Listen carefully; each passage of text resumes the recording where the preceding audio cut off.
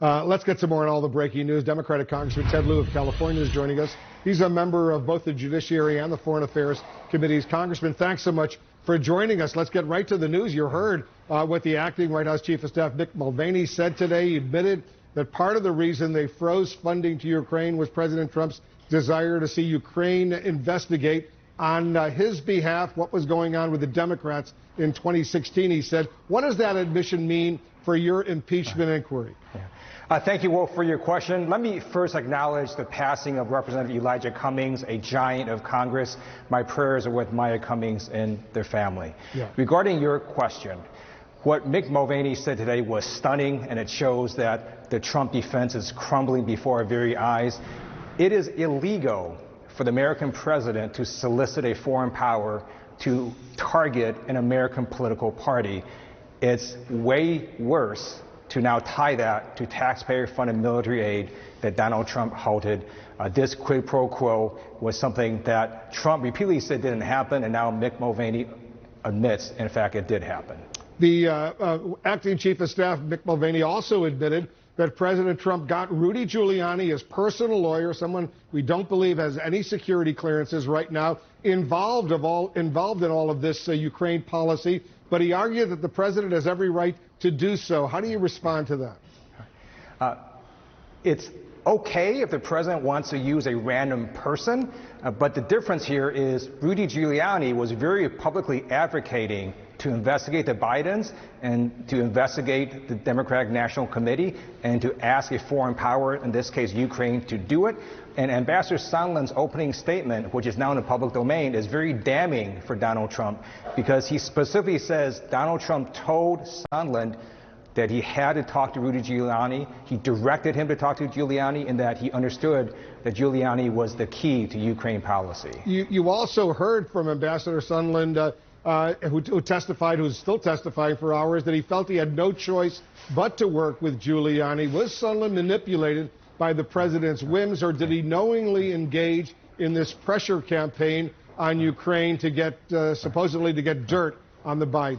Right. So that's a good question. I don't think it actually matters for purposes of the impeachment inquiry whether Ambassador Sondland was a knowing participant or an unwitting pawn in this whole scheme, but he was clearly executing the policies directed by Rudy Giuliani, and Rudy Giuliani has said that he was working on behalf of Donald Trump, and these policies were to investigate the Bidens and to investigate this crazy DNC conspiracy theory and to have Ukraine do that. That is highly illegal.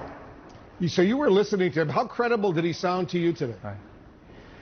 There were a lot of I don't recalls and I don't remember, but the opening statement that Ambassador Sondland is now in public domain is very, very bad for the president because he links Ukraine policy to Rudy Giuliani, and Rudy Giuliani, if you read his tweets and public statements at the time, was very publicly advocating for investigations of the Democratic National Committee and of the Bidens. And we know Rudy Giuliani has said very recently he was working on behalf of Donald Trump. And now from Mick Mulvaney, we know that there was a quid pro quo with the halting of military aid. All of this blows away Donald Trump's legal defenses. While you're a member of the House Foreign Affairs Committee, let me get your reaction to what the President and the Secretary of State and the Vice President are calling a ceasefire in Syria. Does this deal do anything to change the big winners, the big losers in the aftermath of the President's decision to effectively pave the way for this Turkish military offensive against the Kurds?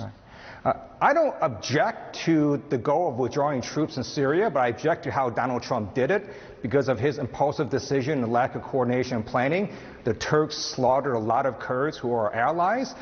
ISIS prisoners were set free that were previously in these prisons. And then you have Russians taking over U.S. military facilities. This ceasefire is actually not a ceasefire. It is a 120-hour pause, and it basically is a giant concession to Turkey and to have the Kurds literally be forced out of their areas in which they were in. And I think not only should we have sanctions against Turkey, I think it's also time that we formally recognize the Armenian genocide.